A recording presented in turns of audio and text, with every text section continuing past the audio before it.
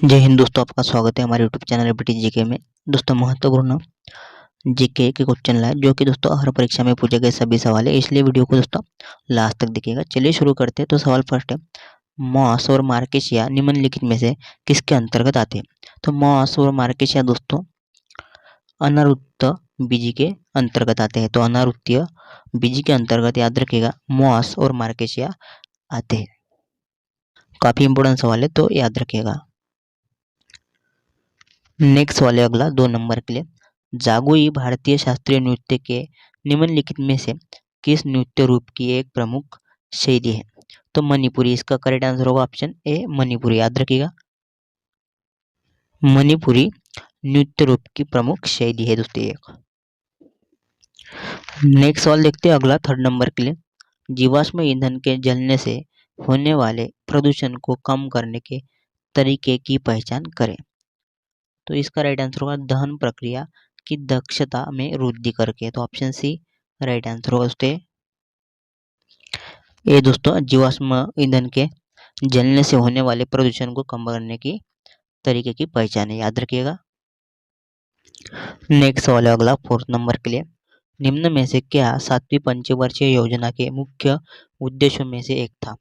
तो 7वीं पंचवर्षीय योजना के मुख्य उद्देश्यों में से एक था दोस्तों खाद्यान्नों के उत्पादन में वृद्धि। तो ऑप्शन बी राइट आंसर होगा खाद्यान्नों के उत्पादन में वृद्धि। नेक्स्ट सवाल है 5 नंबर के लिए, किसने सितंबर 2022 में कोच्चि में भारत के पहले स्वदेशी एयरक्राफ्ट कैरियर INS विक्रांत को प्रमाणित किया? तो नरेंद्र मोदी ने दोस्तों किया था विक्रांत को प्रमाणित। ऑप्शन बी करेक्ट आंसर होगा नरेंद्र मोदी। नेक्स्ट सवाल है अगला 6 नंबर के लिए, वस्त्र मंत्रालय के अंतर्गत आता है या आती है? तो वस्त्र मंत्रालय के अंतर्गत दोस्तों समर्थ योजना आती है। तो ऑप्शन सी राइट आंसर होगा समर्थ योजना। नेक्स्ट सवाल है अगला 7 नंबर के लिए, निम्नलिखित में से किस मौर्य राजा के शासनकाल में कलिंग युद्ध लड़ा गया था? तो वो कलिंग युद्ध दोस्तों सम्राट अशोक के शासनकाल में लड़ा गया था, जो कि मौर्य वंश का राजा था। तो ऑप्शन डी राइट आंसर होगा सम्राट अशोक। नेक्स्ट वाले 8 नंबर के लिए अगला, भारत के राष्ट्रपति का चुनाव डैश डैश द्वारा किया जाता है।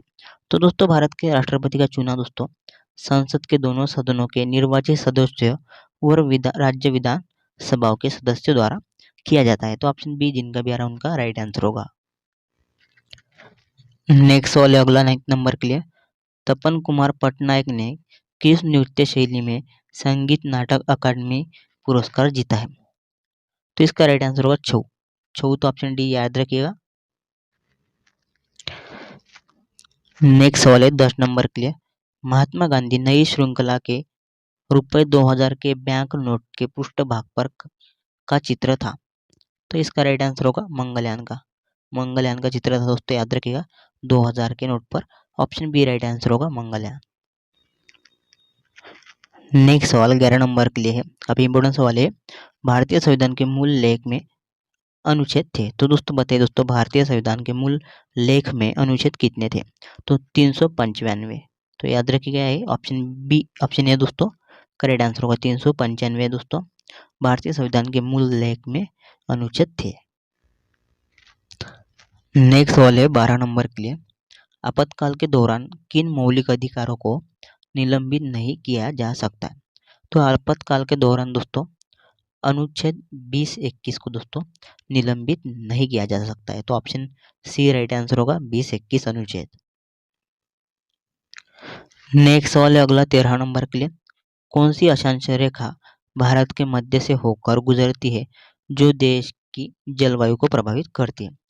तो देश की दोस्तों जलवायु को प्रभावित करती है वो कर्क रेखा है। तो ऑप्शन डी राइट आंसर होगा कर्क रेखा दोस्तों, याद रखिएगा, जो कि दोस्तों भारत के मध्य से होकर गुजरती है।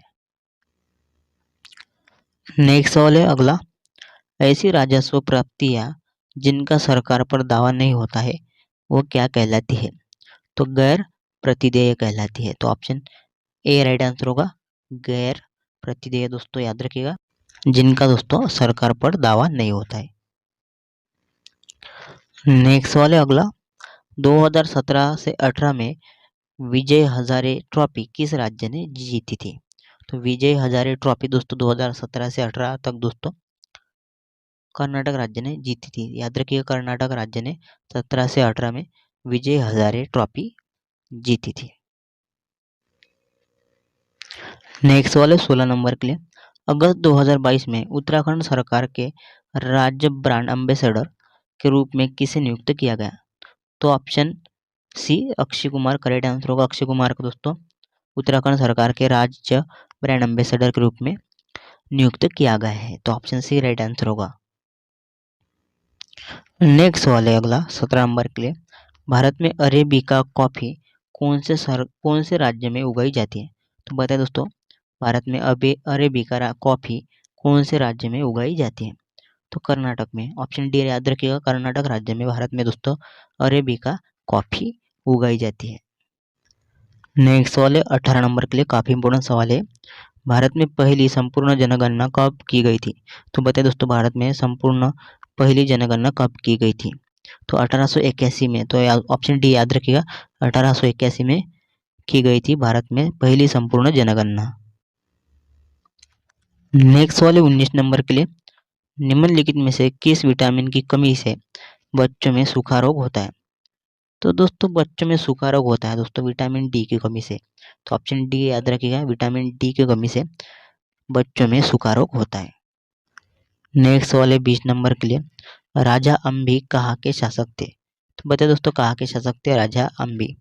तो राजा अम्बी तक्षशिला के शासक थे दोस्तों। याद रखिएगा, ऑप्शन बी तक्षशिला के राजा अम्बी शासक थे।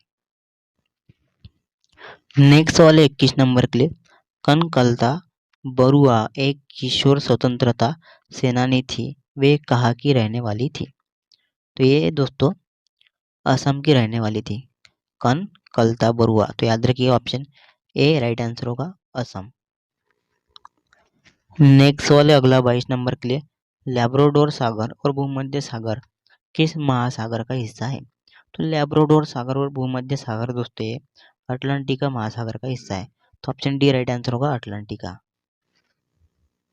नेक्स्ट वाले 23 नंबर के लिए, मुगल साम्राज्ञी नूरजहां द्वारा उनके पिता की याद में बनवाया गया एतमाद उद दौला का मकबरा में स्थित है। तो दोस्तों एतमाद उद दौला का मकबरा दोस्तों आगरा में स्थित है, तो ऑप्शन ए राइट आंसर होगा, आगरा, जो कि दोस्तों मुगल साम्राज्ञी नूरजहां ने बनवाया था। नेक्स्ट सवाल है 24 नंबर के लिए, भारतीय जनता पार्टी की स्थापना इनमें से किस वर्ष में हुई थी? तो बताइए दोस्तों, किस वर्ष में हुई थी भारतीय जनता पार्टी की स्थापना? तो 1980 में। तो ऑप्शन बी करेक्ट आंसर होगा, 1980 में भारतीय जनता पार्टी की स्थापना हुई थी। नेक्स्ट सवाल है अगला 25 नंबर के लिए, निम्नलिखित में से किस राष्ट्रीय आंदोलन में पहली बार बड़े पैमाने पर महिलाओं की भागीदारी देखी गई थी? तो महिलाओं की दोस्तों भागीदारी दोस्तों देखी गई थी, वो राष्ट्रीय आंदोलन था सविनय अवज्ञा आंदोलन। तो ऑप्शन सी राइट आंसर होगा, सविनय अवज्ञा आंदोलन। नेक्स्ट सवाल है अगला 26 नंबर के लिए, काफी इंपोर्टेंट सवाल है। प्रोटोजोआ किस रोग के रोगकारक होते हैं? तो प्रोटोजोआ दोस्तों होते हैं मलेरिया, तो ऑप्शन बी राइट आंसर होगा, मलेरिया के दोस्तों रोगकारक होता है, तो ऑप्शन बी जिनका भी आ रहा है उनका करेक्ट आंसर होगा। तो आज के लिए इतना ही। आप हमारे चैनल पर नए हैं तो चैनल को सब्सक्राइब कीजिएगा, साथ ही बेल आइकन को भी प्रेस कीजिएगा ताकि आपको इसी तरह की वीडियो की नोटिफिकेशन मिलती रहे। वीडियो पसंद आई तो वीडियो को लाइक कीजिएगा और अपने फ्रेंड को वीडियो शेयर भी कीजिएगा। धन्यवाद।